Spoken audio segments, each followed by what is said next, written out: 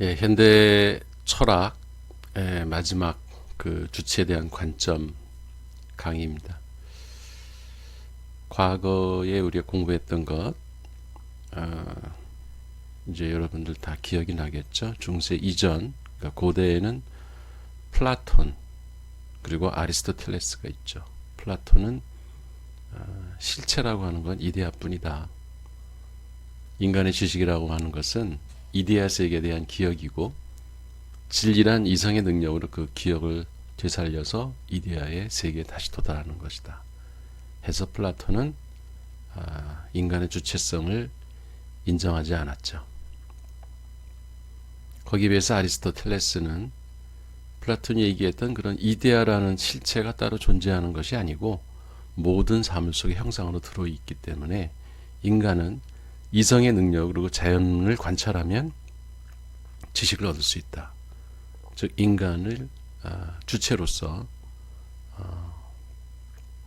뭐 완전히 인정한 건 아니지만 그 가능성을 암시하게 했죠. 그리고 이제 중세에 와서 아우구스티누스가 그런 플라톤의 이데아 사상을 기독교의 신으로 이제 전환하는 작업을 합니다. 이 사람 역시 인간의 주체성은 인정하지 않았죠.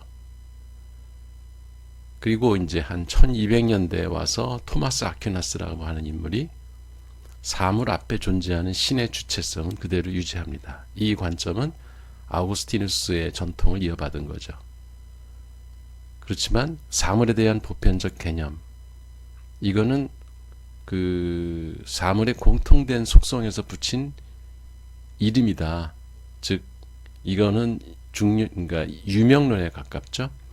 그래서 신의 영역은 그대로 지키면서 인간이 사물을 보고 보편적 개념을 얻을 수 있다라고 하는 부분은 인정을 한 겁니다. 그리고 이제 윌리엄 오컴에 넘어와서 완전히 보편적 개념이라고 하는 것은 신을 포함해서 개별 사물들의 공통된 특성에서 유추된 것으로 이름에 불과하다. 완전한 유명론을 주장했죠. 이 사람이 인간의 모델링 능력을 인정한 거나 다름없습니다. 신의 영역은 믿음 체계로서 합리적 이성으로 경험할 수도 없고 규정할 수도 없기 때문에 철학과는 이제 별개의 영역으로 취급했던 겁니다. 이거는 이제 그 당시에 기독교가 아직은 그 중세 유럽 사회를 지배하고 있었기 때문에 신까지 이름에 불과하다라고 했다가는 파문을 당할 수가 있기 때문에 이렇게 신학과 철학을 분리해 놓고 암시적으로 신도 사실은 이름에 불과하다라는 그런 뉘앙스를 남긴 거죠. 이제 근대로 넘어오죠. 그래서 데카르트가 실체로서의 자아를 인정합니다. 즉 인간의 주체성을 하나의 실체라고 본 거죠. 사유하는 주체로서의 인간은 신으로부터 독립된 주체다. 그래서 본격적으로 이제 그 인간의 주체에 대한 논의가 벌어지기 시작합니다. 이제 신은 별개로 떨어져 나간 거죠, 이제. 한편 영국의 이제 존 로크와 데이비드 휴먼은 둘 다 데카르트의 그 관념론에서 얘기하는 본유관념, 즉 인간은 태어날 때부터 그런 이성의 능력을 가지고 태어났다고 인정한 것을 거부한 겁니다. 그래서 경험 이전에 이성이 있다고 한다면 그건 백지 상태일 것이고 타블로라사 경험을 통해서 즉 그 감각을 통한 감성의 능력으로 외부 세계를 받아들임으로써 이 주체가 이제 형성이 된다라고 하는 것을 존 로크나 데이비드 휴먼을 믿었던 겁니다. 다만 차이가 있다면 존 로크는 그 객체와 주체가 변해 가지고서는 이게 진리를 우리가 찾을 수 없기 때문에 그 주체도 경험적으로 얻은 거긴 하지만 어떤 일관된 그 실체로서의 역할을 해야 되기 때문에 그 주체의 실체성을 나중에는 이제 인정을 하게 됩니다. 그러니까 실체성 측면에서는 데카르트와 같은 생각을 가지고 있었던 거죠. 다만 차이는 데카르트는 원래부터 타고난다고 했고요. 그 본유관념이라고 그랬죠. 존 로크는 이거는 백지 상태에서부터 형성이 돼서 일관성을 유지하는 하나의 실체로 성장해 나간다, 이렇게 봤던 거죠. 그러니까 고정불변의 것으로 주체를 생각한 겁니다. 그래야지만 진리라는 것이 가능하기 때문에. 그와 동시에 그 관찰의 대상, 객체에 대해서도 그 제1성지라고 하는, 누가 보더라도 그 명백한 그런 그 사물의 본질이 있다. 그래서 그 사물의 실체성도 인정을 한 겁니다. 그래서 객체와 주체의 실체성을 동시에 인정했죠. 거기에 비해서 데이비드 휴먼은 주체의 실체성 자체를 불인정하고요.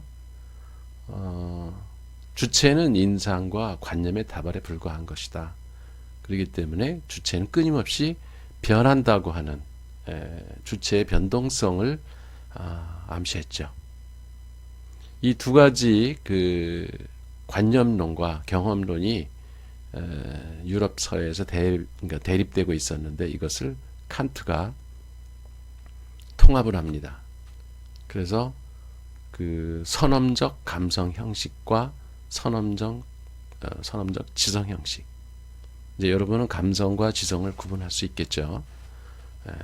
감성은 외부 세계로부터 우리 인지 활동에서 그 정보를 받아들이는 능력을 감성이라고 그래요. 그러니까 감각과 직결되어 있는 것들이죠. 그래서 그런 그 외부 세계를 우리가 감지할 때 이미 선험적으로 우리가 갖고 있는 그 감성, 즉 외부 세계를 받아들이는 형식을 이미 갖추고 있다. 그게 이제 공간과 시간이라고 하는 그 감성 형식을 이미 우리는 본유관념처럼 우리가 갖고 태어났다는 거죠. 선험적으로, 즉 경험을 하지 않더라도 그런 시간과 공간에 대한 감성 형식은 이미 갖추고 있다. 그렇게 본 거고요. 이건 이제 데카르트의 본유관념하고 유사한 거죠. 그리고 이제 지성의 형식, 뭔가 판단하는 기준을 삼을 수 있는 어떤 범주라고 하는 것, 8가지 범주를 얘기했죠. 그 범주는 이미 경험하지 않더라도 인간은 알 수 있다. 그래서 이런 선험적 감성 형식과 선험적 지성 형식을 데카르트의 본유관념처럼 인간은 가지고 있고, 그것을 바탕으로 해서 그 외부 세계에서 들어온 경험적 그 지식, 정보, 이런 것들을 통합하고 재결합함으로써 우리가 지식을 만들어낸다. 그래서 선험적 종합 판단이 가능하다라고 하는 얘기를 해서, 그러니까 아랫부분, 즉 그 감성을 통해서 들어온 경험적 정보 부분은 경험론에서 이야기하는 거와 같죠. 그죠? 그러니까 이제 내용적인 측면은 외부에서 들어오는 것이고, 형식적인, 즉 그 감성을 감성을 발휘할 때 우리가 갖고 있는 그 시간과 공간의 형식, 그 다음에 지성인, 즉 판단을 할 때 지성을 작동시킬 때 필요한 그 범주들, 판단의 기준들이죠. 이런 것들은 이미 가지고 있는 것이라 해서 이제 데카르트의 본유관념과 유사하죠. 그래서 이 두 가지, 그러니까 인간이라고 하는 건 경험만으로 우리가 지식을 얻는 건 아니고, 원래 본유관념으로 가지고 있는 감성 형식과 지성 형식을 바탕으로 해서 그런 경험을 재결합하고 통합을 해서 우리의 그 선험적 종합 판단을 할 수가 있고 지식을 만들어낼 수 있다라고 해서 종합을 한 겁니다. 그게 이제 근대 초기였고요. 근대 후기에 들어오면은 이 주체를 철저히 이제 해체하기 시작합니다. 그 대표적인 인물이 이제 마르크스, 프로이드, 그 다음에 니체입니다. 마르크스는 주체는 정태적인 것이 아니고, 그러니까 고정불변의 실체가 아니라는 거죠. 마르크스는 그러니까 이 근대 후기에 오면은 주체가 실체라고 하는 거를 누구도 받아들이질 않아요. 그리고 이제 현대에 오면 아예 그건 당연한 거다. 주체가 실체라고 하는 거는 이미 시대가 지나간 이야기다라고 생각들을 하죠. 그러니까 주체는 정태적인 것이 아니라 인간의 사회적 관계와 실천 과정 속에서 변화되는 것이다. 그래서 실천 철학을 펼쳤죠. 마르크스는. 그리고 프로이트는 이 사람은 심리학자 였고, 이 사람은 철학자는 아니었어요. 근데 이 사람이 크게 공헌한 것은 그때까지만, 그러니까 프로이드 이전까지만 해도 주체라고 하는 것은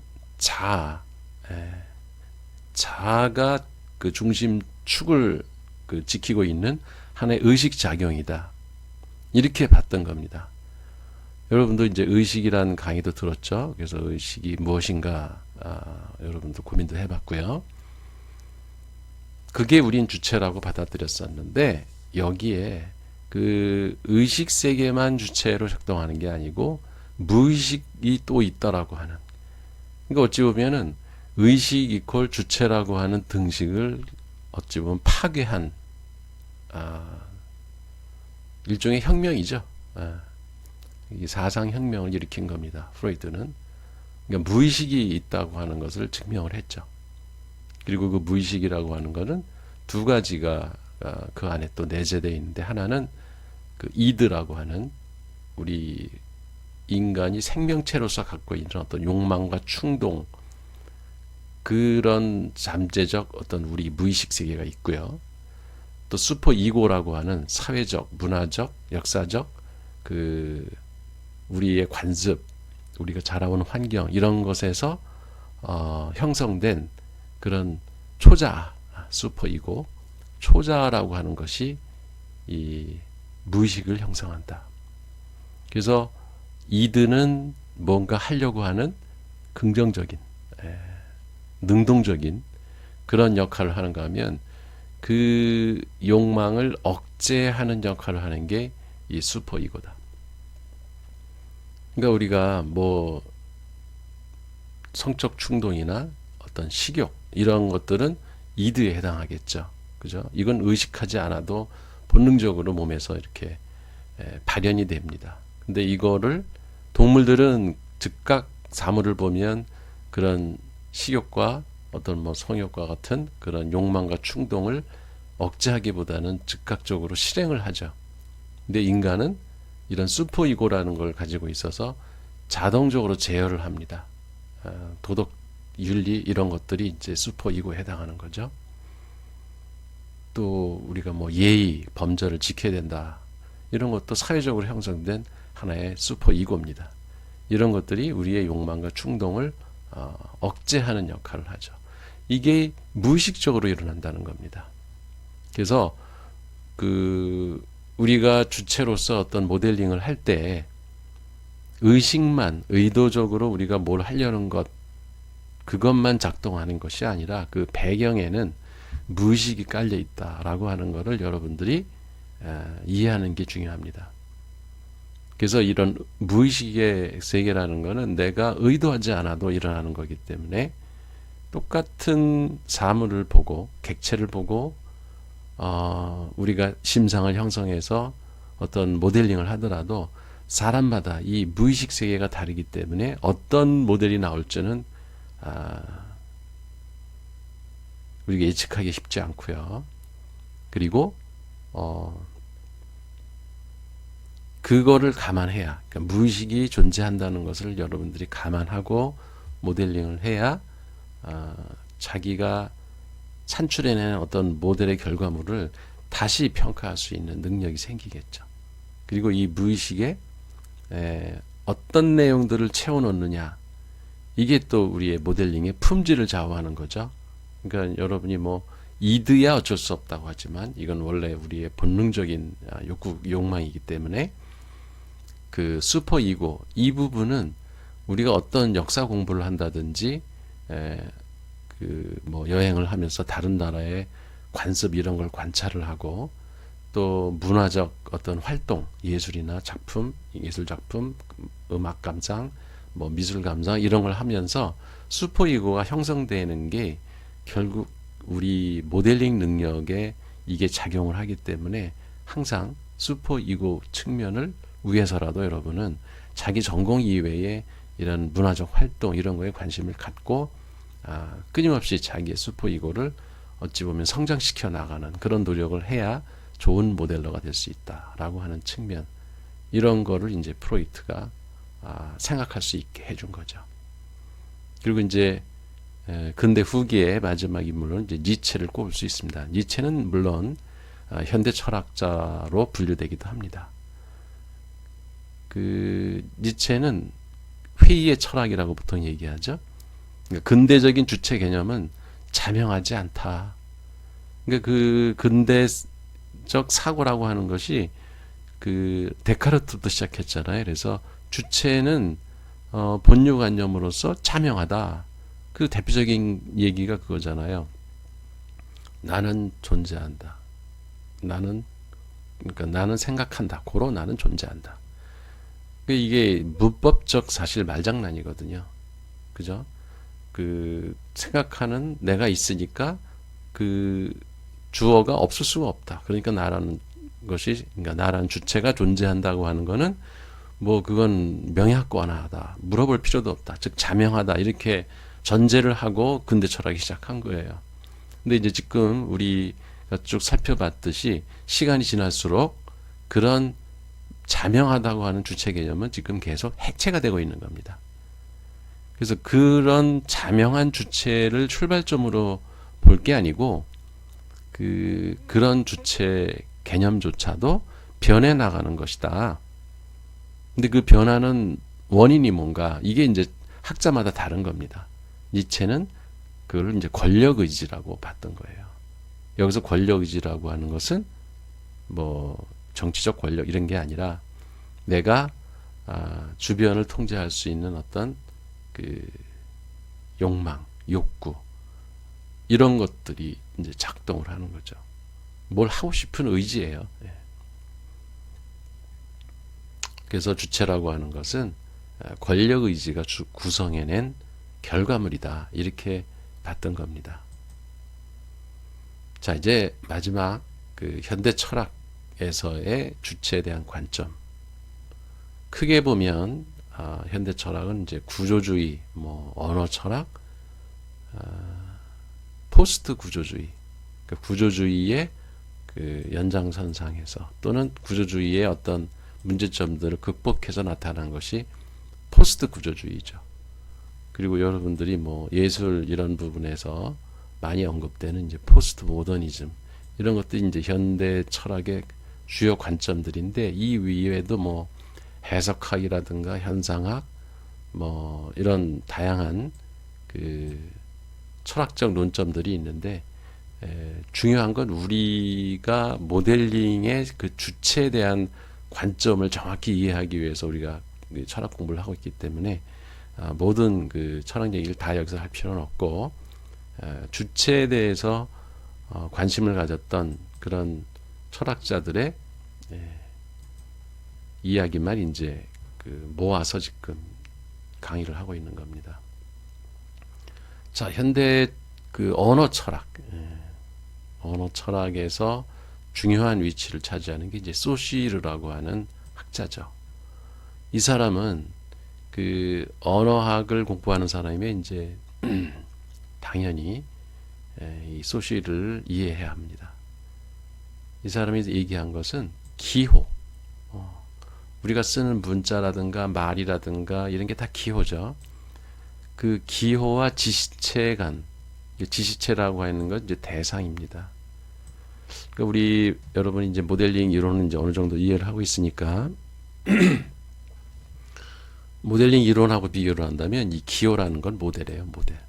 결과물. 우리 인간의 정신적 산물이죠. 기호. 기호는 이 자연에 원래 존재하는 게 아니고 인간이 만들어낸 겁니다. 거기에 비해서 이제 지시체는 이게 하나의 객체예요. 그러니까 예를 들어서 여러분이 지나가는 차를 보고 차가 달린다 그랬을 때 차라고 하는 게 기호고요. 실제 길거리에서 그 움직이는 그 기계, 자동차, 그거가 지시체인 거죠. 그 자동차를 보고 여러분이 자동차 이렇게 얘기를 했잖아요. 그렇게 기호가 이제 그 형성된 거예요. 말을 하는 순간. 근데 그 두 개 간에 어떤 유사 관계나 일치 관계가 없다. 이게 무슨 말이냐면, 우리가 지금 차 얘기를 들었는데, 자, 차가 기호죠. 자동차가 기호예요. 그러면 이제 여러분은 그 머릿속에 이렇게 뭐 바퀴가 4개 달리고, 앞에 불이 뭐 헤드라이트가 달리고, 뭐 유리가 달리고, 이런 그 자동차를 상상할 거예요. 그죠? 근데 그렇게 여러분이 교육을 받았기 때문에, 아니면 수많은 경험을 통해서 그렇게 지나가는 차들을 보고 사람들이 저기 자동차다 이렇게 지시체 간의 그 기호와 지시체 간의 관계를 이미 교육을 받았기 때문에, 그걸 기호를 얘기하면 자동차 그러면 여러분이 저런 실제 자동차 모습을 떠올리는 건데, 그것 간의 어떤 유사 관계나 일치 관계가 사실은 없다는 겁니다. 이게 이제 소시르의 아주 독특한 그 발견인 거죠. 한번 볼까요? 자, 여기에 이렇게 차라고 썼어요. 그럼 이 차에 자동차의 모습이 하나라도 있나요? 전혀 자동차를 담지 않았죠.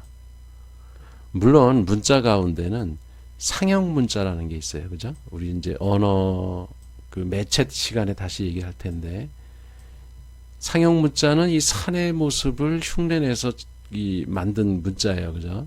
그래서 이게 유사성이 있어요. 그렇지만 그 표음 문자, 우리 한글, 그리고 영어, 뭐 이런 그 표음 문자들은 유사 관계가 아무것도 없어요. 그러니까 자동차를 보고 찌동차라고 해도 상관없어요. 그죠? 그 기호와 지시체 간에 어떤 유사 관계나 일치의 관계가 없고 그냥 무작위로 주어진다는 겁니다. 그러니까 습관적으로 인간들이 그렇게 부르기 시작하면 그게 하나의 명칭이 되는 거예요. 그거를 발견한 겁니다. 그리고 그 우리말에는 다 언어라고 그러잖아요. 그래서 우리가 이제 매체론을 얘기할 때도 좀 더 자세히 이야기하겠지만, 그 언어와 매체라는 말도 어떤 땐 그냥 호환적으로 동일한 것처럼 쓰고, 어떤 때도 완전히 분리해서 쓰고 이런단 말이에요.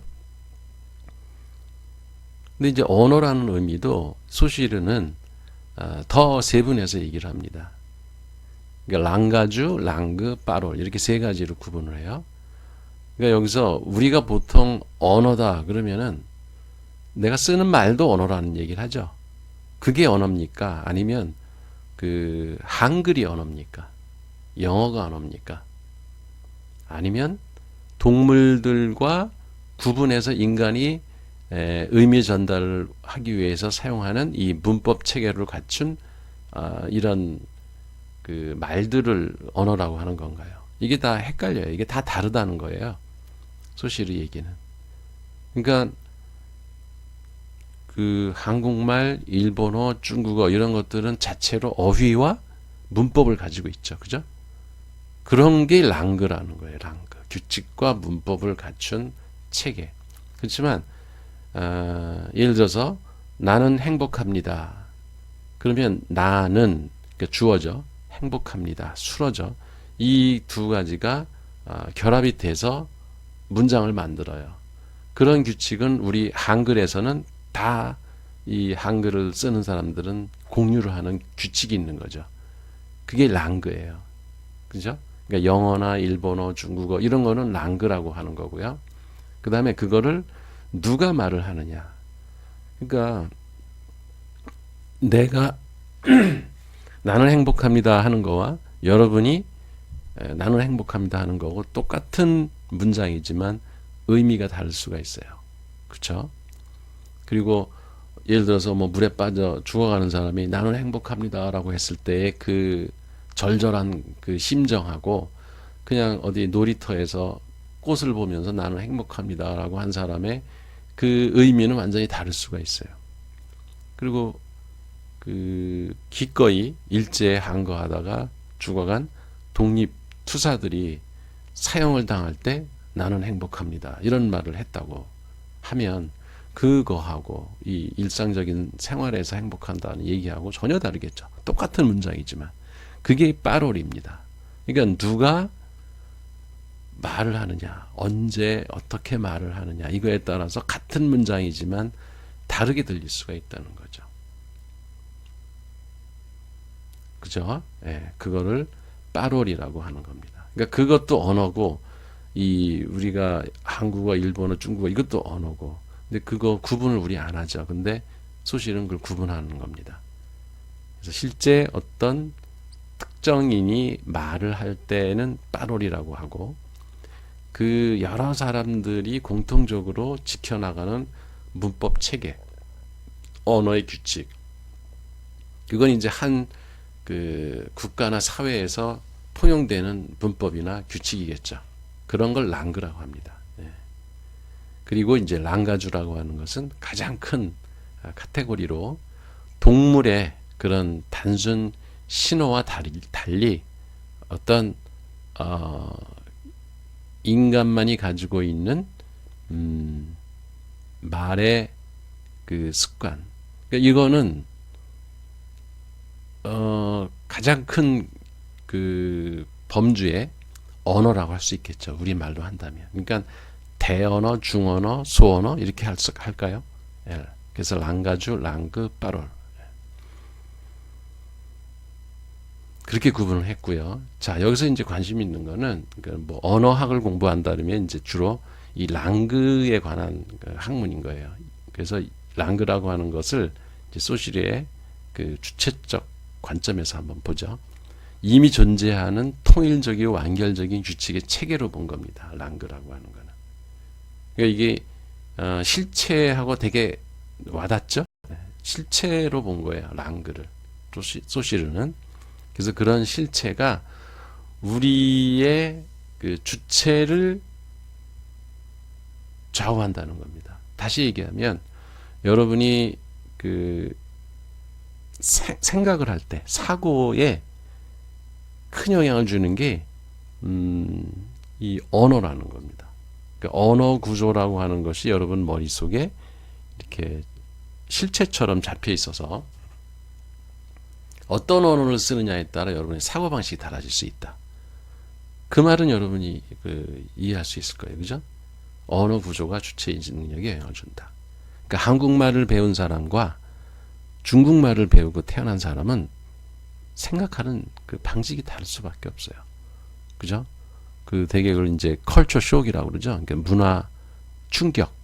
여러분이 미국에 가면 그 미국 사람들의 사고 방식에 가끔 감탄하기도 하고 어이가 없다, 놀라기도 하고 합니다. 그게 바로 여러분의 언어 구조와 미국인의 언어 구조가 다르기 때문에 그래요. 이게 뭐 어느 나라를 가나 이런 거를 느낄 거예요. 그러니까 이런 측면에서는 소시루가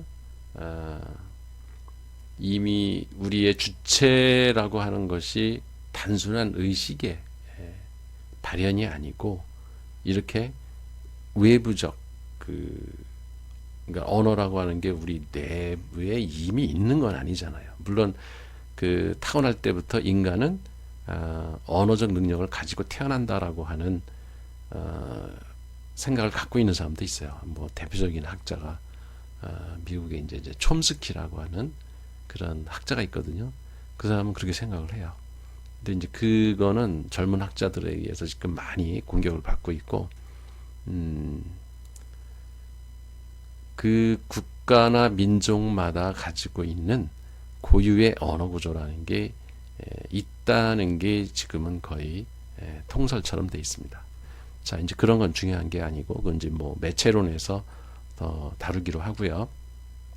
어쨌든 중요한 것은 주체라고 하는 것의 그 변동 가능성을 지금 암시하고 있는 거잖아요. 이게 랑그라고 하는 그 언어 구조가 우리 머리 인지 세계에 들어와서 우리의 주체성을 변화시킨다라고 하는 걸 암시한 겁니다.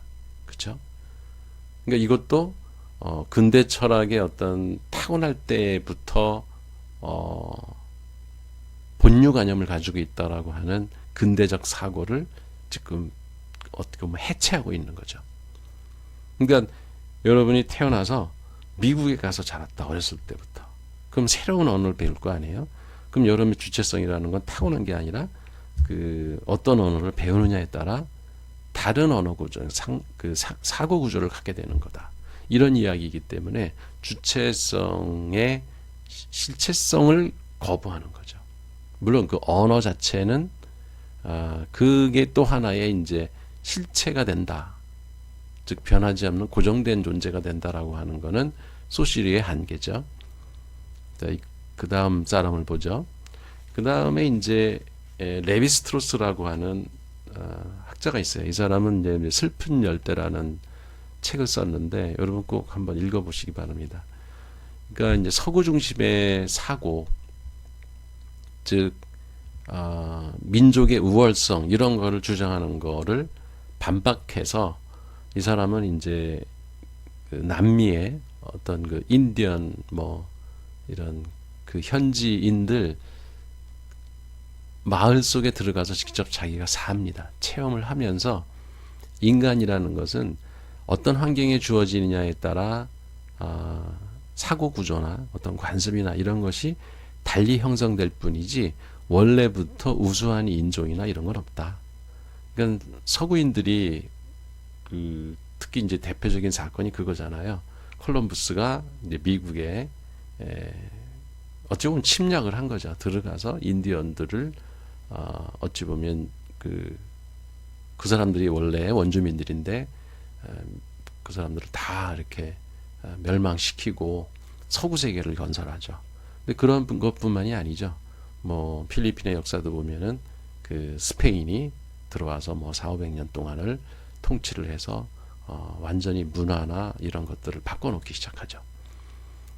그러니까 침략한 사람들은 우월한 민족성을 가지고 있고 원래 거기 있던 그 원주민들은 미개하고 어떤 인간으로서의 능력이 떨어진다. 이렇게 보는 사고가 이게 일종의 제국주의, 뭐 침략주의 이런 거에 바탕에 깔려 있는 거거든요. 근데 그게 다 잘못된 것이다. 그 제레드 다이아몬드의 이제 총균서라는 책에도 그게 아주 역력하게 이제 그 묘사가 되고 있는데, 그거를 이제 반박한 대표적인 학자가 이제 레비스트로스라고 하는 거죠.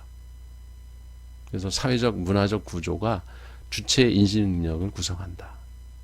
이거 이제 프로이드의 무의식 부분을 지금 이야기하는 겁니다. 그죠? 그러니까 슈퍼 이고 부분을 말하고 있는 거예요. 그러니까 사회적 문화적 구조가 주체의 인식 능력을 구성한다.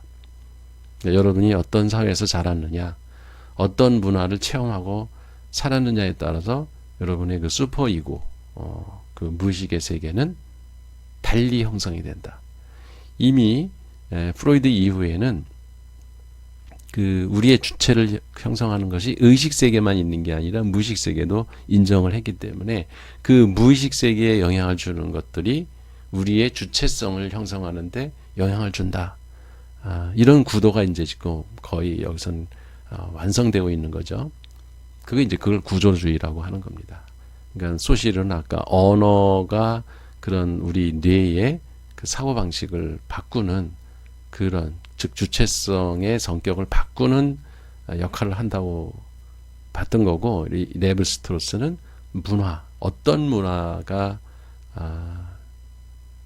우리에게 영향을 주는가 이거를 봤던 겁니다. 그래서 모든 문화에 공통된 어떤 질서 이걸 찾아내려고 했었고요.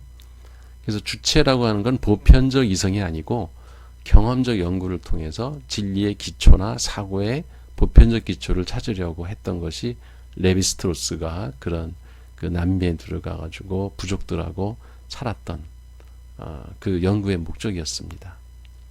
그 이제 그런 사고의 보편적 기초의 예로서 이제 근친상간금지라고 하는 거는 전 세계 어느 민족이나 똑같은 관습을 가지고 있더라. 이거는 인간이라고 하면은 누구나 어떤 그 살아오는 환경 속에서 저절로 깨우치는 것들이죠. 그래서 근친상간을 금지하는 문화는 전 세계 어느 민족이나 다 기본적으로 가지고 있더라. 그래서 어떤 문화에 속하느냐에 따라 달리 그 문명이 발달할 뿐이지 그 보편적 기초라는 거는 있다라는 게 이제 레비스트로스의 생각입니다. 이제 그런 원시 부족 사회에서도 기본적으로 가지고 있는 그 인간의 기본적 질서 이런 것들은 이제 야성적 사고라고 그래요. 그래서 그런 건 자연과 인간이 교류하면서 어떤 자연 환경을 접하느냐에 따라서 달리 형성될 뿐이라는 거죠. 이건 뭐예요? 이것도 인간의 본유관념을 타고날 때부터 가지고 있다가 아니죠. 그죠? 어떤 환경과 어떤 문화를 접하느냐에 따라서 변해간다는 거죠. 그래서 주체의 그 실체성을 이 사람도 인정하지 않는 겁니다.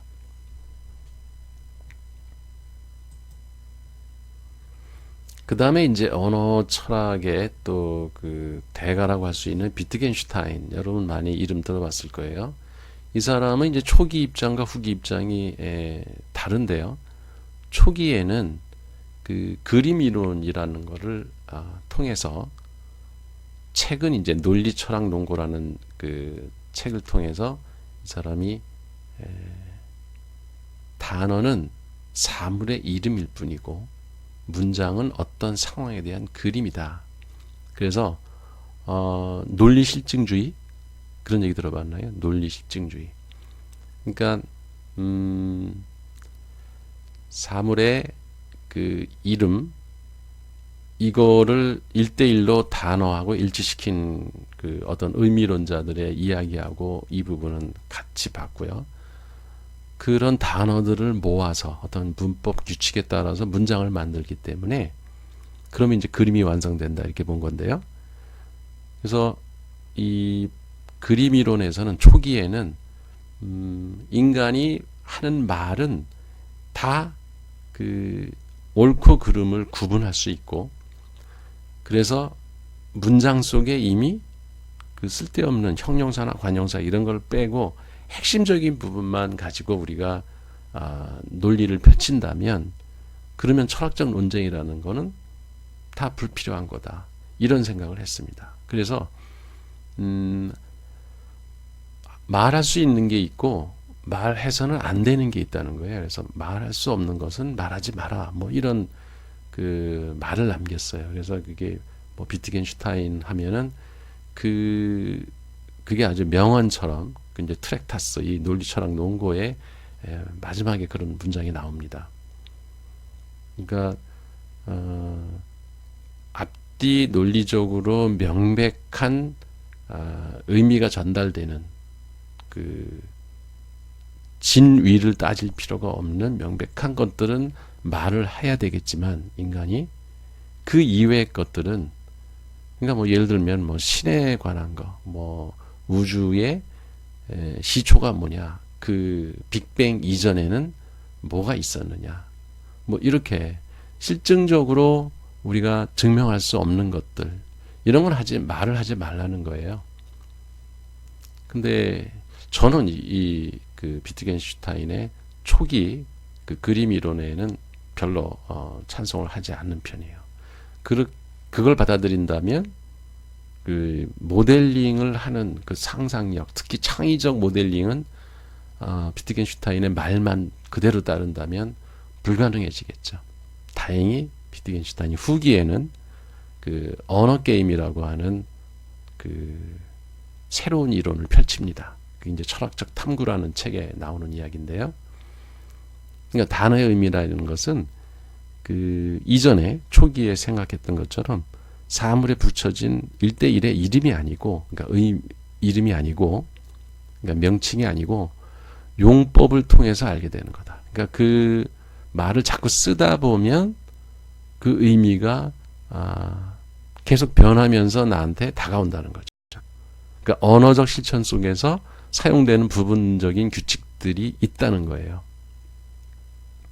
그래서 언어 게임이라는 것은 특정한 규칙에 따른 언어적 실천과, 그러니까 말이에요, 그죠?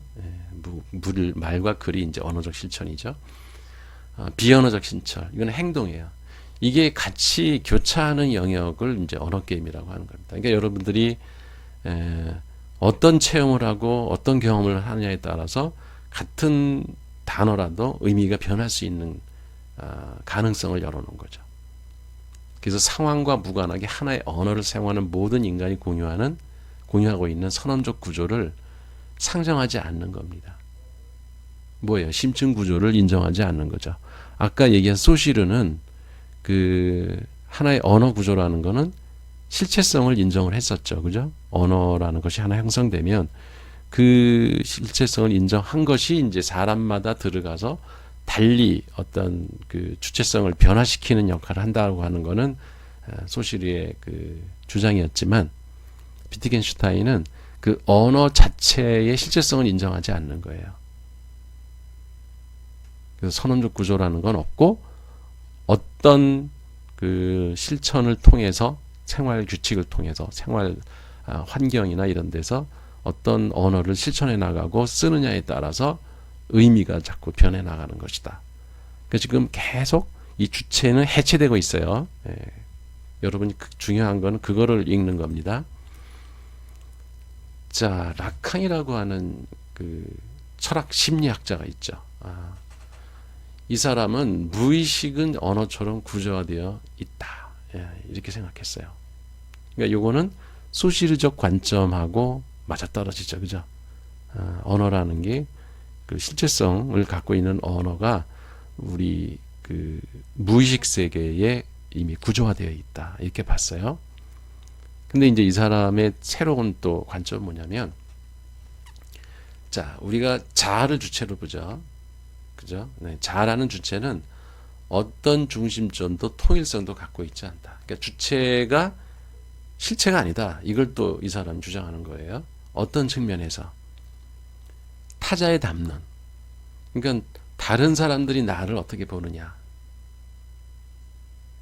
사회적 용인, 사회적 질서, 이런 거와 그 다음에 타자의 욕망. 그러니까 여기 뭐 타자의 의미라는 게 동일성을 갖고 있는 자아죠.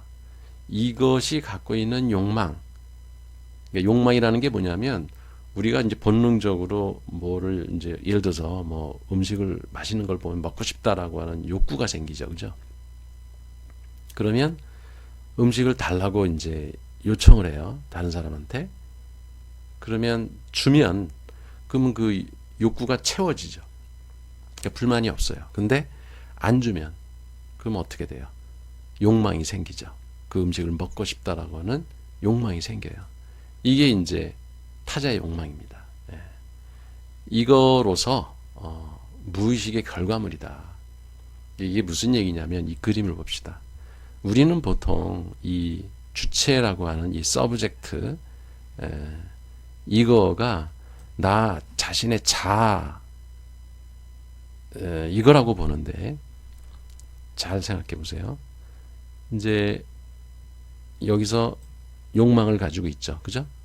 우리가 이 욕구를 주체는 가지고 있어요. 그러면 요구를 할 텐데, 이게 채워지지 않으면 어떤 결핍이 생기죠. 그리고 타자, 나 이외의 다른 것들. 타자가 나를 인정해주면 그게 나라고 착각을 해요. 그리고 더 심한 거는, 타자가 너는 어떻게 해야 돼? 라고 이렇게 지정해 놓은 또 하나의 나가 있어요. 이게 일종의 이제 이데아예요. 자아의 이상이 형성되는 겁니다. 이게 무슨 얘기냐면, 여러분은 이제 학생이죠. 그러면 대학교에 들어오면은 대학생은 어찌어찌 하다라고 하는 사회적 관점이 있어요.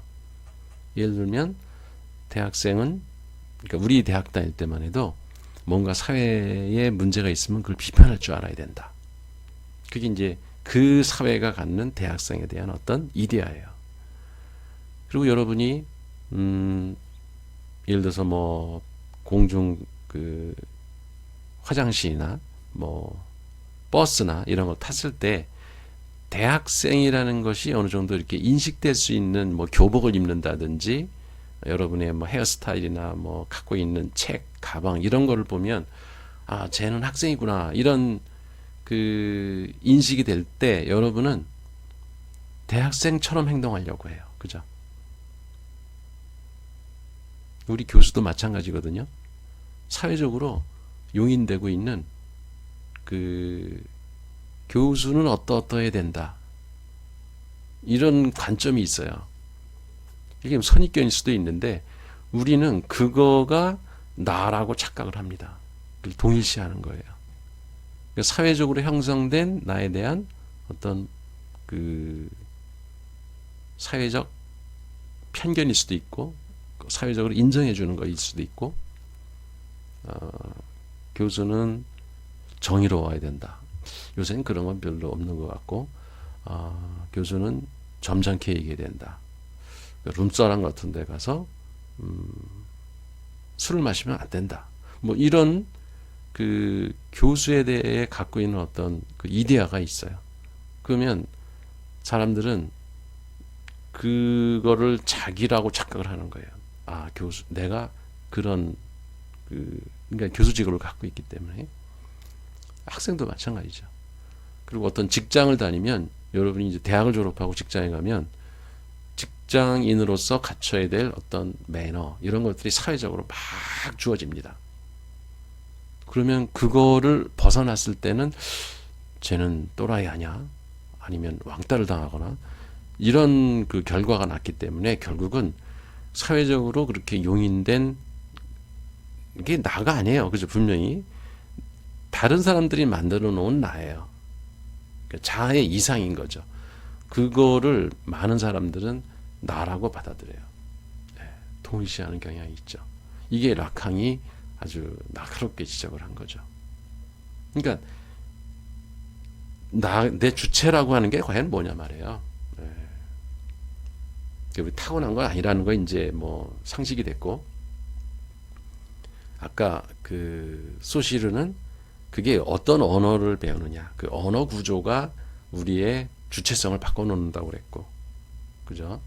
그 다음에 레비스트로스는 우리가 어떤 문화적 환경에서 사느냐에 따라 나의 그 주체라는 것이 변한다고 얘기를 했고, 이제 락항은 다른 사람이 나를 어떻게 보느냐, 사회적으로 나를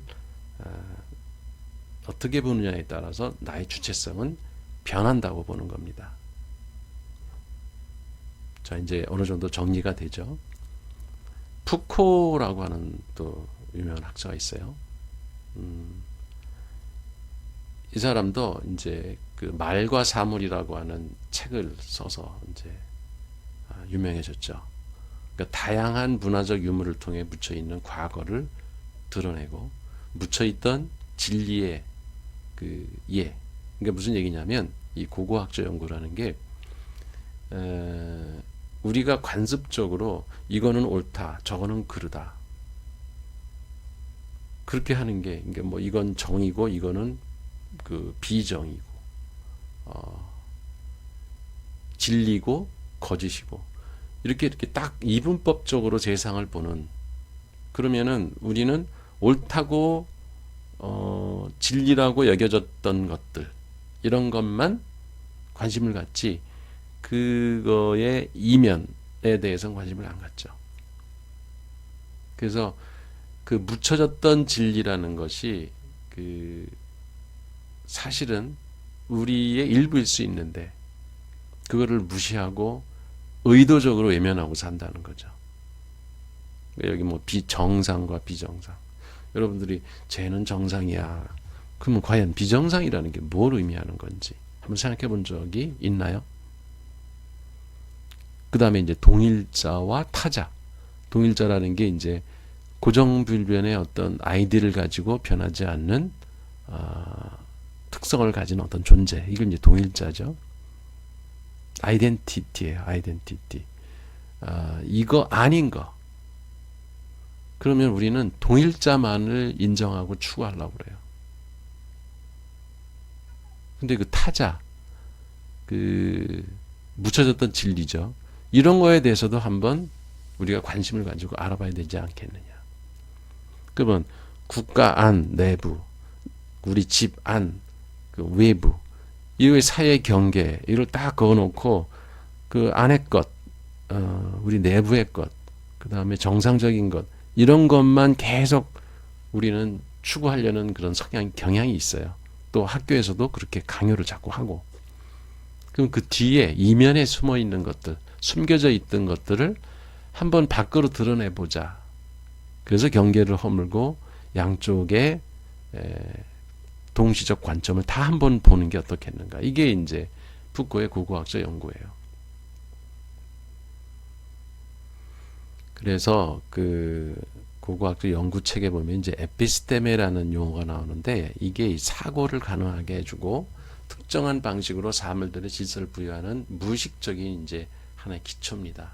그러니까 에피스테몰로지라고 하는 그 어원에서 나온 말이죠. 그게 이제 그 철학의 큰 줄기가 그거잖아요. 존재론과 인식론. 그 에피스테몰로지가 이제 존재론, 그러니까 인식론이라는 뜻이거든요. 우리가 진리를 어떻게 얻어가는가. 그러니까 에피스테메라는 것이 있으면 우리가 사물을 보고 어떤 진리를 얻을 수가 있다. 인식론이란 그런 거잖아요. 어떻게 인간이 진리를 발견해 나가는가. 그거를 철학적으로 논쟁한 게 이제 인식론인데 그거에서 나온 언어예요. 그러니까 에피스테메.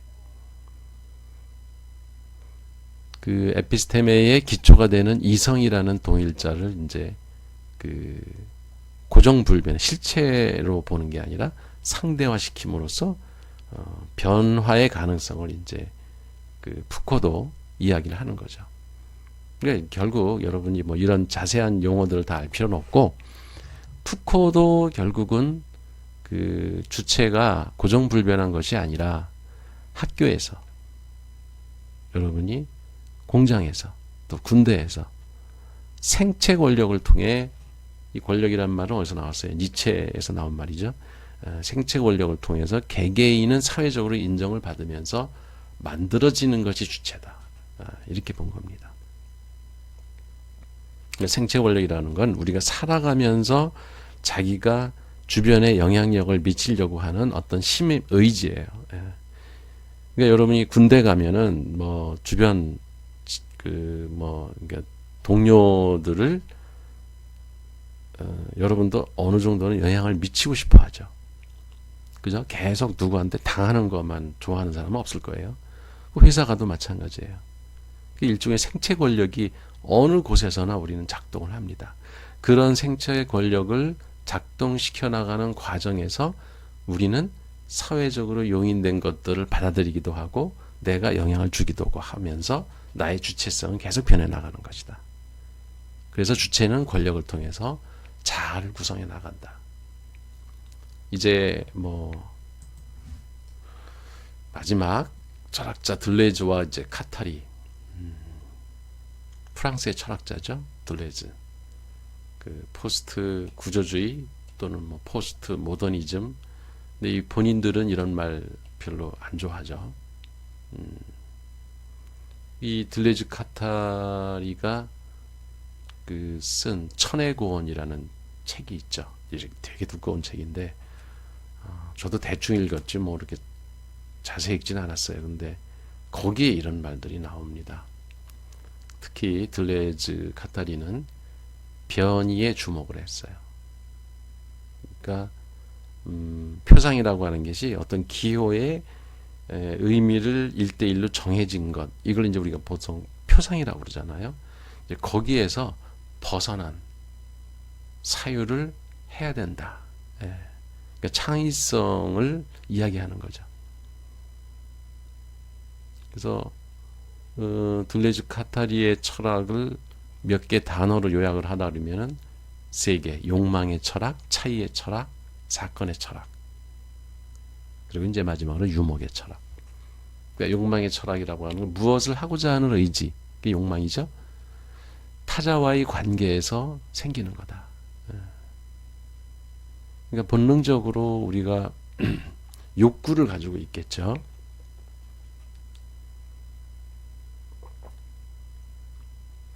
근데 그 욕구조차도 일방적으로 작동하는 게 아니라 누구를 만나느냐에 따라 다르게, 타자와의 어떻게 관계를 가느냐에 따라서 다르게 작동을 한다는 겁니다. 뭐 아주 쉬운 예를 든다면 여러분이 라면을 먹고 싶어요. 그죠? 근데 친구를 만나서 여러분이 그 라면을 먹고 싶은 그 욕망을 어떻게 보여주느냐, 이거하고 사랑하는 애인을 만났을 때 그 라면을 먹고 싶다고 하는 욕망이 어떻게 발현되냐 전혀 다를 겁니다. 그죠? 엄마를 만났을 때, 또 자기 부하하고 이제 둘이 있는 상황에서, 군대에서 예를 들면 라면을 먹고 싶다. 상관 있는 데서 내가 라면을 먹고 싶다. 그 완전히 상황이 다르지 않겠어요? 그죠? 그게 결국 우리의 모델링 주체의 그 의도가 이런 욕망에 따라서 이렇게 바뀐다는 겁니다. 그 주체의 의도라는 거는 일방향적인 게 아닌 거죠. 누구를 만나느냐에 따라 그건 바뀔 수가 있는 거예요. 자, 여러분이 이제 모델링 이론을 공부했으니까 여기서 그 타자가 누굴까요? 모델링 주체 측면에서 보면 사용자인 거예요. 사용자. 내가 어떤 모델링을 할 때 이 모델의 결과물을 이용할 사람, 그 사람이 누구냐에 따라 내가 만들어내는 심상도 다를 것이고 그 표현하는 매체도 다를 겁니다. 그렇죠? 그런 걸 우리가 이제 이런 그 주체성 공부하면서 깨달아야 될 부분이에요. 두 번째, 이제 들레즈 카타리의 철학의 핵심은 차이의 철학입니다. 이거는 이제 우리 객체론에서 또 한번 얘기를 할 텐데요. 어쨌든 이 현대 철학에서 동일성 철학을 거부합니다. 그러니까 동일성 철학이라는 게 존재론, 실체를 인정하는 것, 이런 거를 거부하는 거예요. 다 생성, 끊임없이 변하고 변동한다라고 하는 걸 기본적인 그 전제로 까는 게 이제 현대 철학이거든요. 그래서 인정이 아닌 생성으로 인한 차이를 추구한다. 이것도 설명하려면 한참 걸리는데 이건 이제 그 객체론에서 또 얘기합시다. 시뮬라크를 설명할 때 이건 자세히 할게요. 그 다음에 이제 사건의 철학이라고 하는 거는 의미는 주관 속에서 만들어지는 것이 아니라 사물들에 서로 접속하면서 만들어지는 것이다. 이거는 이제 욕망의 철학에서 타자와의 배치하고도 일관성이 있죠. 그죠?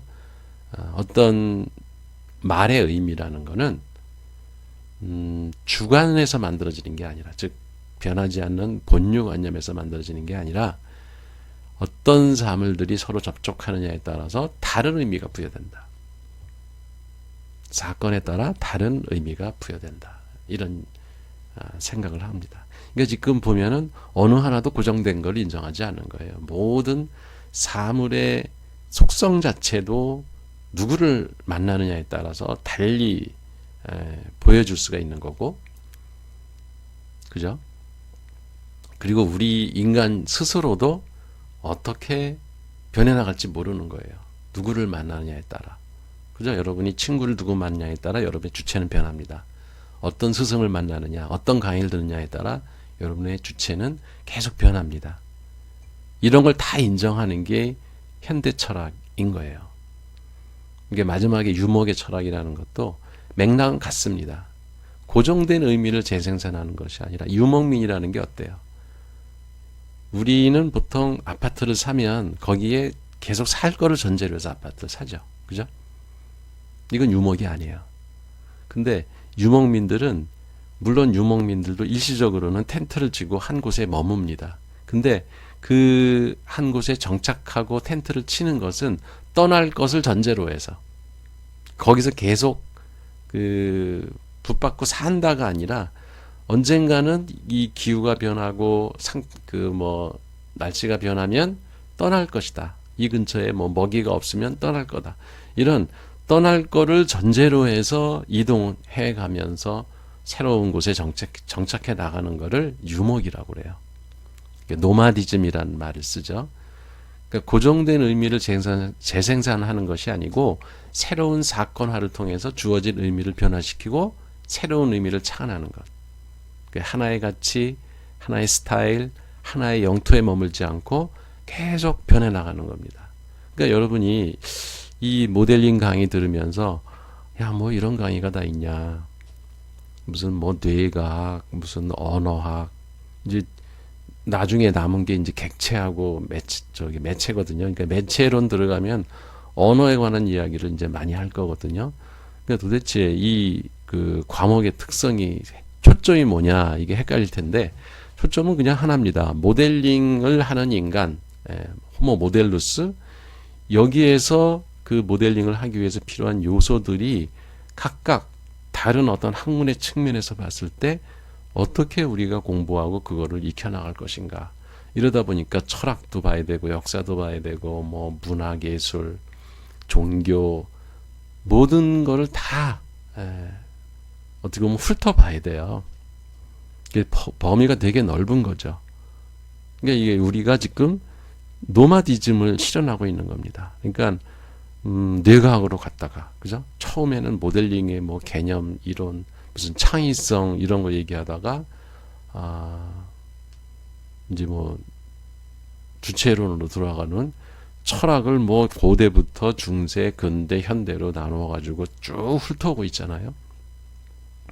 이게 어느 한 곳에 머물지 않고 계속 우리가 이동해 나가고 있는 거예요. 탈영토화. 한 영토에 국한되지 않고 우리 스스로 자유롭게 마구 돌아다니고 있는 겁니다. 그러면 어떻게 되겠어요? 여러분의 주체는 계속 변하는 거예요. 그러니까 지금 한 4, 5주, 5, 6주 지났지만 여러분의 생각이 지금 혼란스럽기도 하지만 지금 어찌 보면은 정신적 자유를 여러분이 지금 만끽하고 있는 겁니다. 그래서 주체라고 하는 것은 선언적 형식이 아니다. 고정불변의 실체가 아니다.